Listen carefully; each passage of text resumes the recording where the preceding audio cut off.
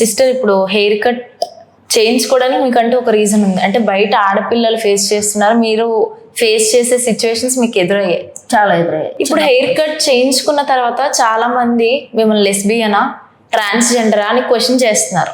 అవును. అలానే కాదు, చాలా మంది ఫోటోగ్రఫీ తీసుకోవడం వల్ల ఇలా చేంజ్ అయిపోవాలా ఏంటి, నార్మల్గా ఉండలేరా అనే క్వశ్చన్స్ కూడా వస్తున్నాయి. వాటికి మీరు ఇచ్చే ఆన్సర్ ఏంటి? ఇలాంటి క్వశ్చన్స్ చాలానే వచ్చాయి. మీరు లెస్బియన్, ట్రాన్స్జెండరా, చాలా క్యూట్గా ఉన్నారు ఇలాగా. కొంతమంది పొగిడేవాళ్ళు, కొంతమంది ఏమో బూతులు మాట్లాడేవాళ్ళు.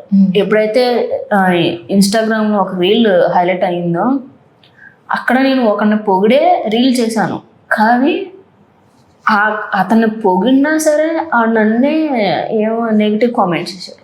ఇవన్నీ కామన్. కాకపోతే ఏంటంటే ఏమీ పట్టించుకోకూడదు, పట్టించుకోకుండా ఎదురుగా వెళ్ళాలి. మనం ఎలా ఉన్నా డైలాగ్స్ వస్తూనే ఉంటాయి. నువ్వు నిండుగా బట్టలు వేసుకున్నా డైలాగ్స్ వేస్తారు, వెస్టర్న్గా బట్టలు వేసుకున్నా డైలాగ్స్ వేస్తారు. మనల్ని ఉండనివ్వరు. సో వాళ్ళ గురించి ఎందుకు ఆలోచించడం? సో ఏంటంటే నువ్వు నీలా బ్రతుకు, నీ కోసం బ్రతుకు, పక్కనోడు మాటలని అస్సలు పట్టించుకోకు. అలా పట్టించుకుంటే నువ్వు అక్కడే ఉంటావు, పైకి రావు. సో ఆలోచించుకొని చాలా మీ లైఫ్లో మీరు చాలానే ఫేస్ చేసి ఉంటారు. నేను అంతకు మించి ఫేస్ చేసి వచ్చాను. సో ఫేస్ చేశాను కాబట్టి అన్ని ఎక్స్పీరియన్స్ అయ్యాను కాబట్టి ఇది ఒక స్టెప్లా తీసుకొని నన్ను నేను స్ట్రాంగ్ చేసుకుంటూ మిమ్మల్ని స్ట్రాంగ్ చేస్తున్నాను. ప్రతి మాట గుర్తు పెట్టుకోండి.